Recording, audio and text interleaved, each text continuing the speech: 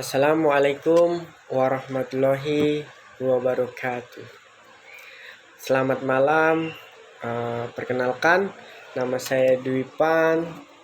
Saya dari Prodi Manajemen dengan NPM 2102020051. Di sini saya ingin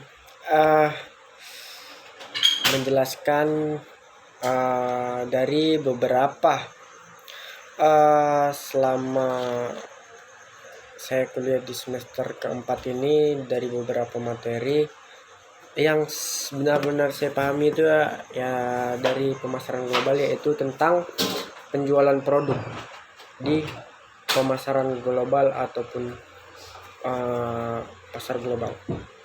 Yang mana yang saya pahami itu penjualan produk pemasaran global, yang saya pahami ialah salah satu strategi marketing untuk mengekspansi bisnis ke pasar dunia secara global, dan memiliki tujuannya yaitu yang mana yang saya pahami menjangkau area pasar baru yang bervariasi dengan produk-produk atau eksistensi bisnis, yang mana bisnis itu meluas sampai ke global. Dan itu memiliki yang saya pahami yaitu ada beberapa langkah. Yang pertama yaitu kenalilah dulu pelanggan Anda, yang mana pelanggan itu ialah bisa dikatakan seperti raja, istilahnya begitu.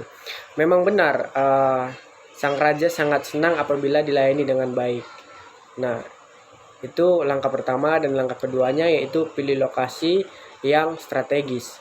Dan yang ketiga, menggunakan internet marketing. Dan yang keempat, yang mana itu kita harus lakukanlah promosi. Nah, di promosi itu kita harus ada namanya menjalin hubungan dengan pelanggan juga. Jadi kita melakukan promosi, tapi jika tidak ada menjalin hubungan dengan pelanggan, itu sama saja kita tidak bisa melakukan langkah-langkah tersebut. Dan untuk selanjutnya yaitu yang mana yang mana itu adalah studi kasus. Studi kasusnya itu yang mana yaitu di sini saya ingin membahas dengan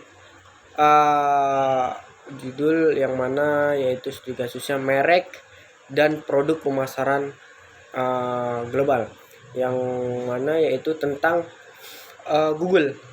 Sejarah berdirinya Google tidak terlepas dari dua sosok besar, yaitu dari Larry Page dan Sergey Brin. Google didirikan pada tahun 1998 saat mereka masih menjadi mahasiswa di Stanford. Dan yang mana yaitu Google itu menyumbang 90% lalu lintas pencairan online. Bisnis inti Google menghubungkan orang-orang dengan teknologi, dan perusahaan telah berkembang jauh melampaui akarnya dalam penelusuran.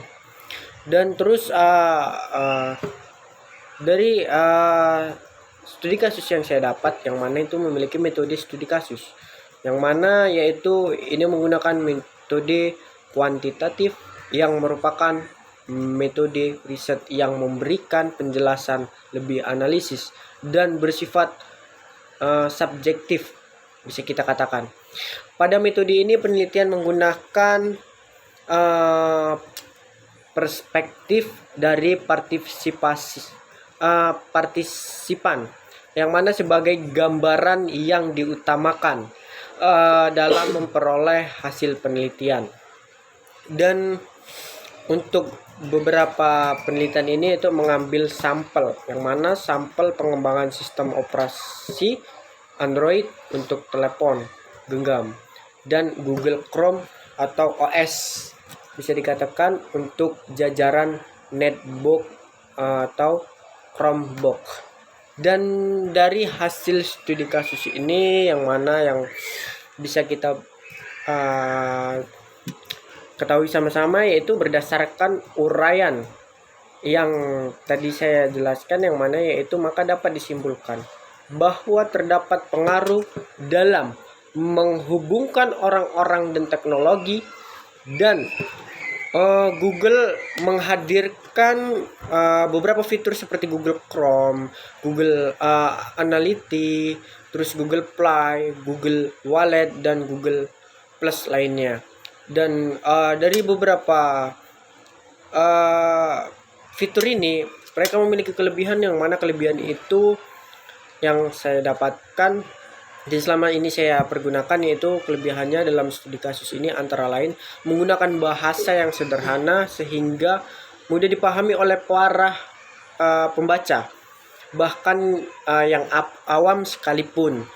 Dan juga bukan berarti tidak memiliki kekurangan, yang mana Google ini pun juga memiliki kekurangan, yang mana yaitu model misi holistik yang disajikan dalam studi kasus ini memiliki beberapa keterbatasan dan jalur penelitian masa depan, yang terutama itu tentang proses berdirinya perusahaan Google ini, serta hal-hal apa saja yang telah dilakukan sebelum mencapai kesuksesan tidak ditaruh dalam studi kasus tersebut. Nah, dan yang saya dapat dari studi kasus ini, yang mana itu bisa dijadikan dalam studi kasus ini kita dapat mempelajari contoh dari mereka, ataupun contoh dari merek dan pemasaran global tersebut.